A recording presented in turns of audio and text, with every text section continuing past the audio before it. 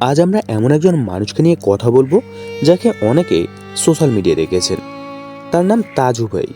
তিনি কোনো সাংবাদিক নন, তিনি একজন সাধারণ মানুষ, কিন্তু তার গল্পটা অসাধারণ। তিনি কষ্টের মতো থামেননি, নিজের দুঃখ বলতে ভিডিও বানানো শুরু করেছেন।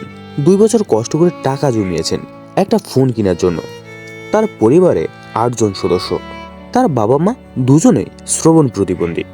তার স্ত্রী তাকে ছেড়ে চলে গেছেন। তাজু ভাই গ্রামের একজন সাধারণ মানুষ। তার জীবন শুরু থেকেই সহজ ছিল না। ছোটবেলা থেকেই তিনি কষ্ট দেখেছেন। সংসারের অভাব তার কাছে নতুন কিছু নয়, তবুও তিনি সবসময় সামনে এগোনোর চেষ্টা করেছেন। তার পরিবারে মোট 8 জন সদস্য। তার মা বাবা দুজনেই শ্রবণ প্রতিবন্ধী। তাদের জীবন অনেক কঠিন, এই পরিবারের দায়িত্ব অনেক বেশি। তাজু ভাই ছোটবেলা থেকে এসব দেখেছেন, এগুলো তাকে শক্ত করেছে। প্রায় 2 থেকে আড়াই বছর আগে তিনি বিয়েও করেছেন। তারও স্বপ্ন ছিল সুন্দর সংসার করার, কিন্তু তার সেই স্বপ্ন ভেঙে যায়। তার স্ত্রী তার আর্থিক অবস্থা দেখে তাকে ছেড়ে চলে যায়। তাজু ভাই ভিডিও করা শুরু করেন নিজের কষ্ট ভুলতে। তিনি কোনো সাংবাদিক নন, তিনি নিজের মতো করে কথা বলেন। তিনি নিজের জীবন, গ্রাম, মানুষ সবকিছু দেখান।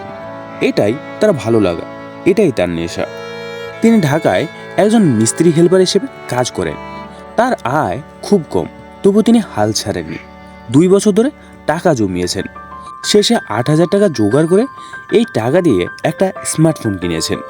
সেখান থেকে শুরু হয় তার ভিডিও যাত্রা।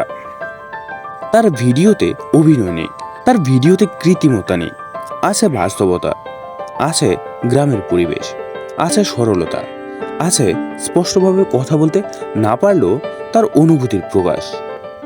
অনেক মানুষ ভালোবাসে, অনেকে অনুপ্রেরণা পায়, আবার অনেকে তাকে ট্রল করে, কিন্তু তিনি এসব থামাননি।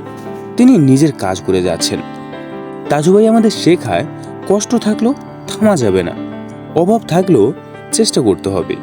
তাজু ভাই নিখুঁত নন, কিন্তু তিনি বাস্তব, তিনি সংগ্রামী, তিনি একজন অনুপ্রেরণা। আপনি যদি তাকে সম্মান করেন তাহলে তাকে নিয়ে হাসাহাসি নয়, উৎসাহ দিন, কারণ একজন সাধারণ মানুষের ভেতর অসাধারণ গল্প লুকিয়ে থাকে।